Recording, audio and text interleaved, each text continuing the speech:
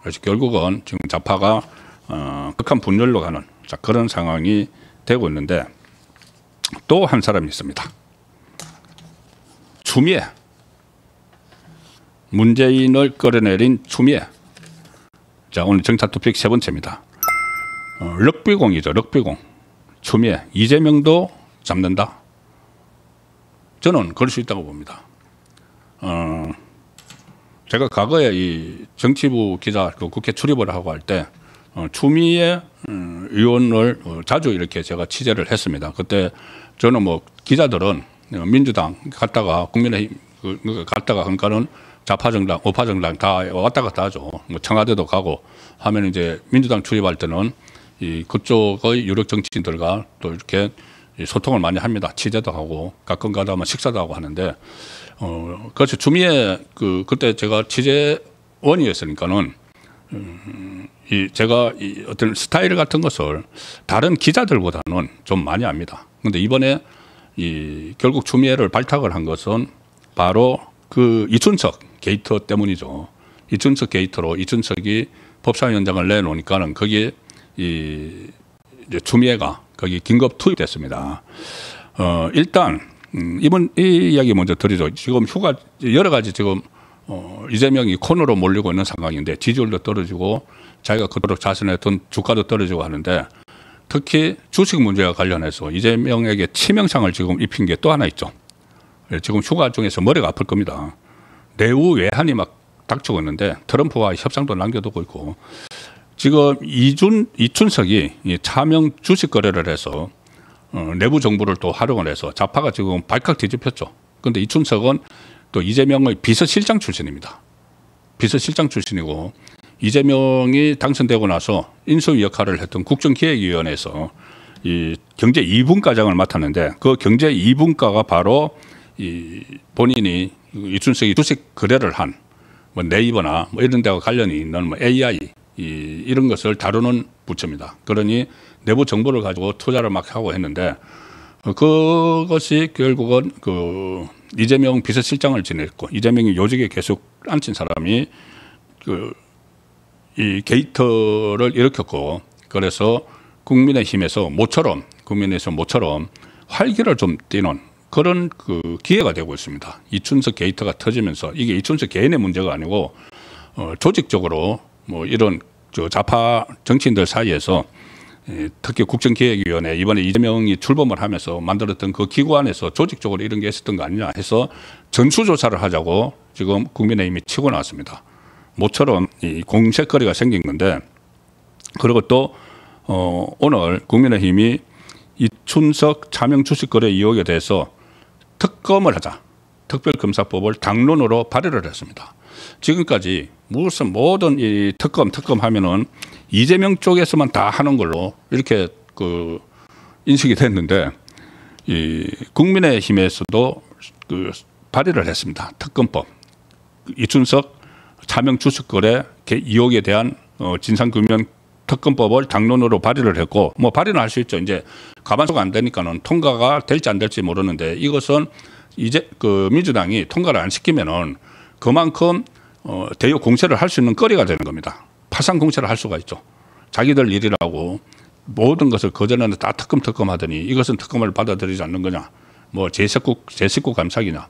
그리고 특검이라는 것이 원래 권력을 가지고 있는 쪽에서 제대로 수사를 그거에 대한 그 권력을 겨냥한 수사가 제대로 검찰 수사가 되지 않으니까 하는 게 특검이죠. 그런데 이재명은 지금 거꾸로죠. 자기가 권력도 갖고 있으면서 세계 특검을 하고 있죠. 자, 그래서 그 특검 본래의 취지에 따르면은 받아들여야 됩니다. 그러니까 파상 공세를 벌일 수가 있죠.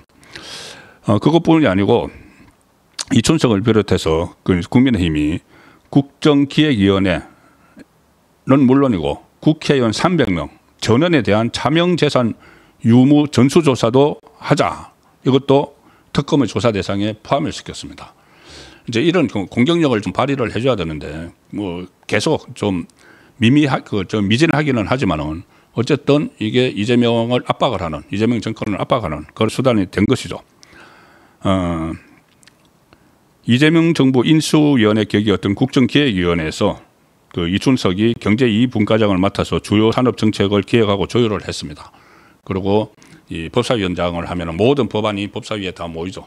자, 그런 위치에 있었던 사람이 그 정보를 가지고 그것도 보좌관 명의로 여성 보좌관, 참모 보좌관 명의로 이 거래를 한 그런 것이 들통이 났기 때문에 이것은 이재명으로서는 또 치명상을 받을 수도 있는 상황이 됐습니다.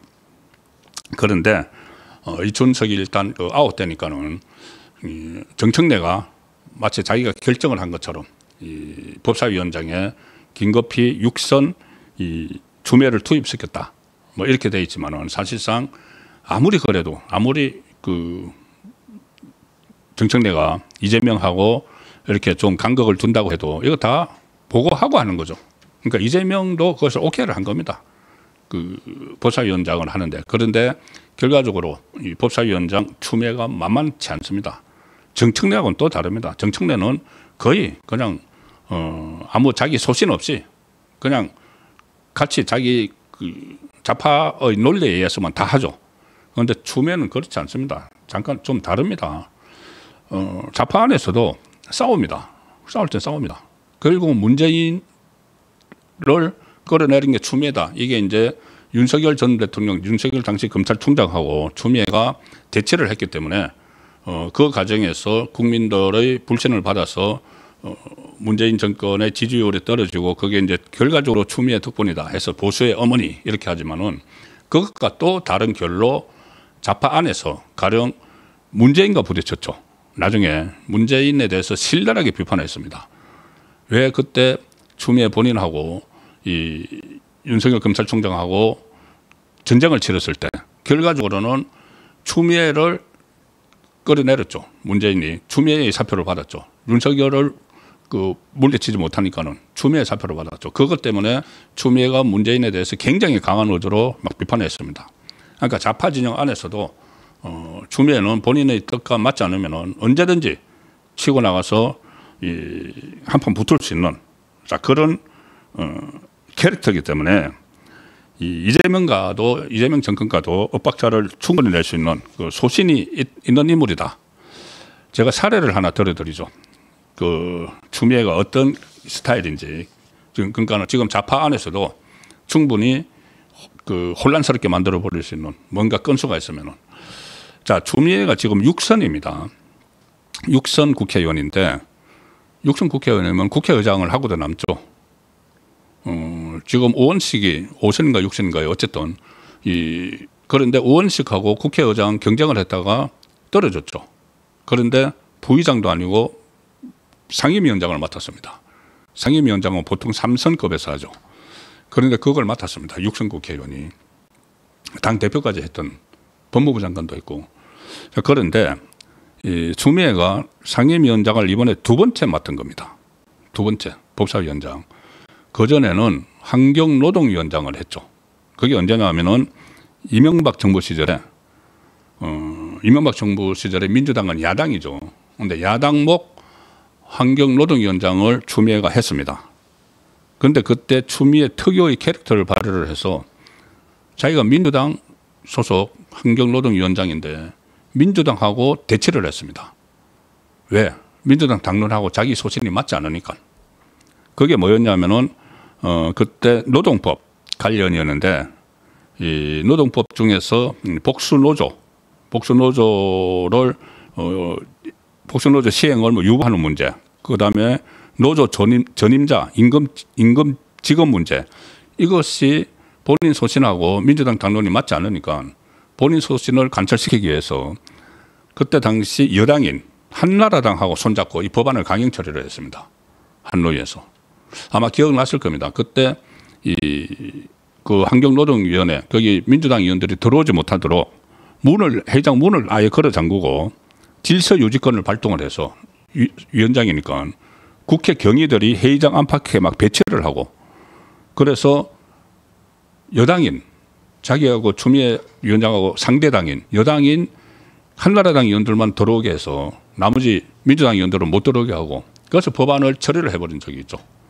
그게 굉장히 지금 추미애의 캐릭터를 상징적으로 이야기를 해주는 건데, 자, 그래서 지금 추미애가 앞으로 가뜩이나 이재명이 좌파 안에서 지금 고립이 되는, 그리고 사방에서 공격을 받는 그런 모습인데, 추미애 법사위원장 카드도 나중에 이 큰 실책으로 다가올 수도 있다는 생각이 듭니다.